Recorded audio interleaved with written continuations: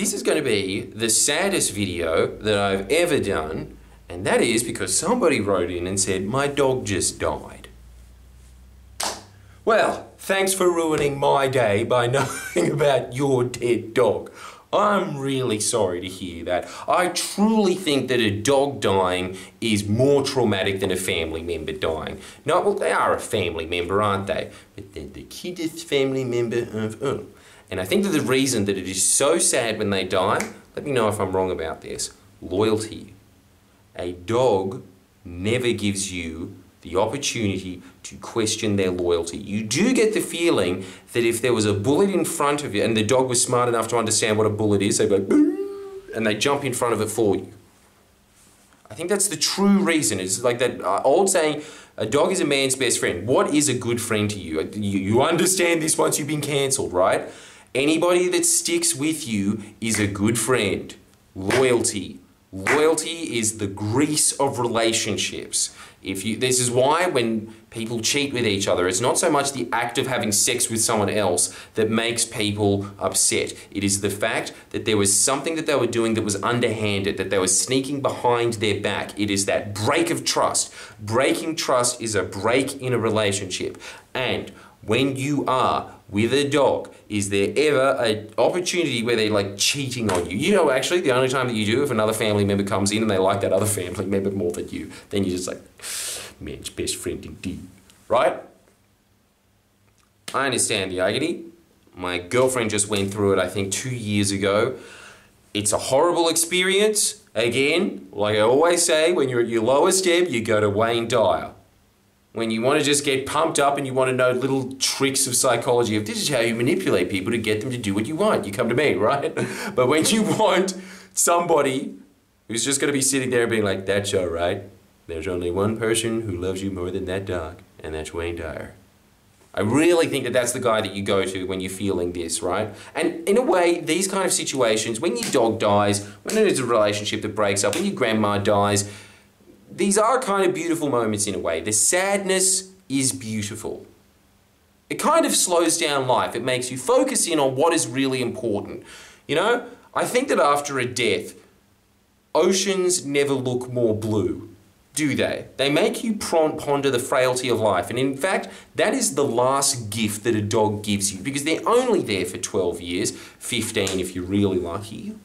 Well, you know, sometimes you meet one of those blue heelers that's like, I'm 25. But usually, they only live that age group. Sound like Kramer. They only live for that long. And so I suppose that that is their parting gift, is that there is just always this little fast forward of life, of just the bare necessities. Really what they're teaching you is basic relationship skills, aren't they? Complete loyalty. When you enter a room, they're happy that you're there. You know when you enter a room and people are just like, hey. Don't you feel like fucking walking out? Don't you? How much do you want to be in a room where someone's like, oh my God, you're back, right? They teach you the basics of how to interact. Really, they do. Because they've just stripped it down to the essentials.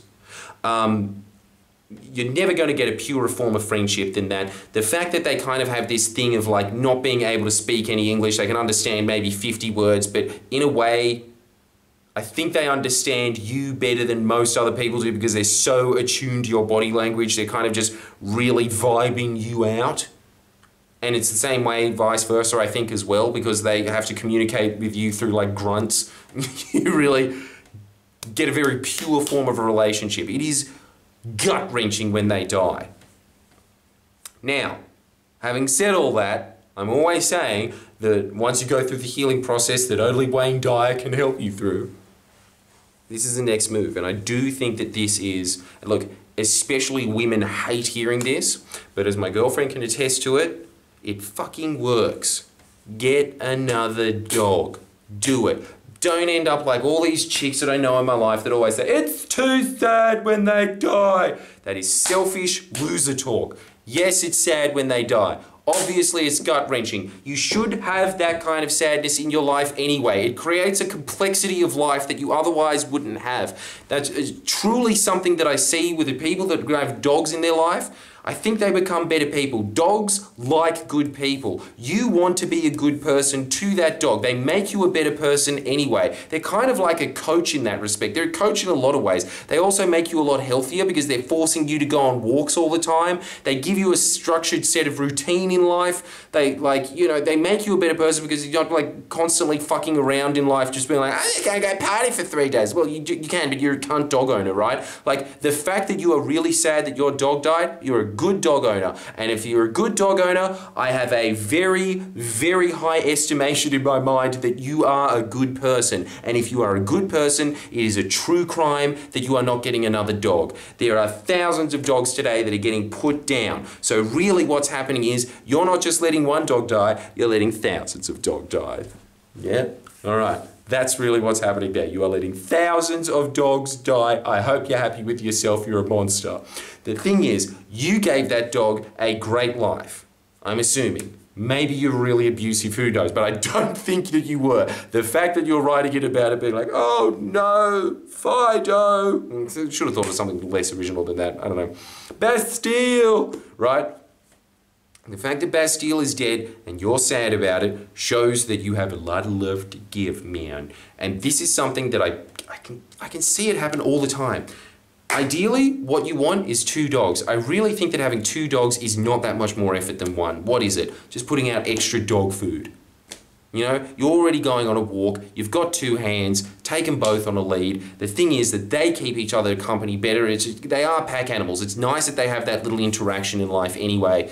I strongly recommend you get 2 dogs. It's also a way that I compensate to myself because, look, we were given 2 dogs that just so happened to have been some of the most expensive dogs in the country. It was like an Australian bulldog and a French bulldog. I would have never gotten them on my own volition, but they were kind of just dumped on us because we've got some piece of shit in our family that just keeps buying them. And just like, I'm going to have a baby next. Yay, well, that's great, isn't it? Yeah, I'm sure that kid's going to be fine, right? Those 2 dogs... I'm sorry, like once you go to Smush Dog Faces, I don't care that it's cruel. I can't not go back to it. I'm going to try and get them from the pound, but if I can't, from now on, when those 2 die, I'm keeping one of them, but I will be getting another dog from the pound. It's just the right thing to do, isn't it? It's the right thing to go to the pound and rescue an animal that would otherwise die. That you can look after, that only you can look after, right? And I think that that is the other thing that the dog would have wanted in life. Obviously, the dog... its entire purpose in life was to make you happy. It takes the edge of sadness off it. My girlfriend can attest to this. My booking manager, the fact that she had 2 dogs and when one of them died, yes, gut-wrenching, but she had to keep going. The dog was keeping her in a routine, keeping her together. And then when that dog dies, she's going to have to just keep replacing it, right? It's something that, like, look, and it's kind of like breakups. The first one, devastating. The second one, not as devastating because you've been through that. Doesn't mean that you love that dog less. It doesn't mean that you're being disloyal to the other dog either. This is the other thing that I always hear people saying when they're like, but, you know, it's mean to that. No, what is really disloyal is letting another dog die when the thing is that it is a symbiotic relationship. It's an enemy clownfish scenario. You're making the dog's life better because you're giving it a life. And it's making your life better. It is helping you in the grieving process because there is another creature there that loves you just as deeply as the dog that died. Right? My same advice applies. You are going through the grieving process. That's natural. You listen to Wayne die. But after that, don't let that be the end. Don't just sit around and kind of go into an inertia thing. There's a bunch of dogs that are dying right now that would have been very good pets. Get one of them. Get one of them to help yourself out. You have all of the stuff there already because you had a dog. They don't even take that much, really, do they?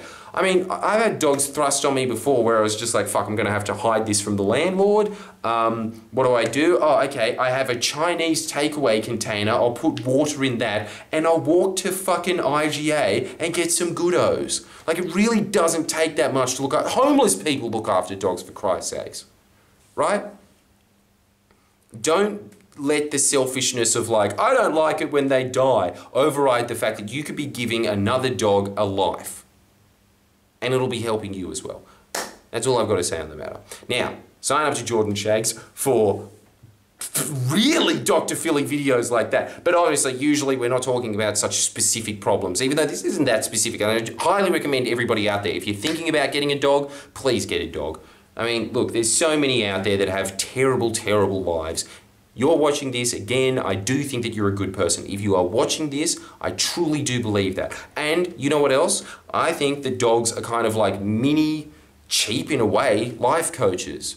They really are. They give you the fundamentals in life. They give you the fundamentals of a routine. They force you to get off your fat ass and go out for a walk and get some vitamin D.